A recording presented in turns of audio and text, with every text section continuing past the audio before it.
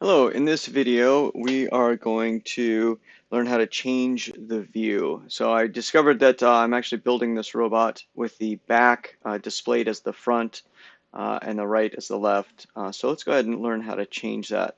So up here in our view box, I'm going to switch this around so that I have got the back, what is currently labeled as the back, which is actually the front, so that it's facing me. Now if I right click on back there, and I say I'm going to choose to set view as the bottom drop down here, and we're going to set that as front. So that is now the front view. Clicking up here in the top right corner of the view box, that is my orthographic view that I want as home. So clicking again on that box, or you can click on the home icon. We're going to set current view as home, and the drop down fit to view. Fit to view. And there we go. There we have set. Now the right is displayed as a right. Orthographic view is correct. The front is correct. But I have labeled now the right and left side.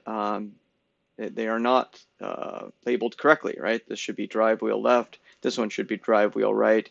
And the right chassis rail should be, well, that actually looks right. So let's make sure these are all labeled correctly as the, oh no, that should be the right chassis rail. So double click on that, and I'm going to call this chassis rail right.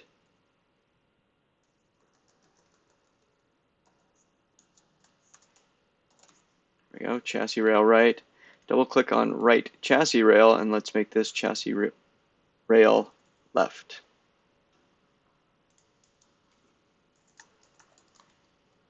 There we go. And now drive wheel left, we want to make that drive wheel right. Now I already have one labeled drive wheel right, so I'm going to call this drive wheel right 1 for now, and I'm going to take that 1 away in just a moment.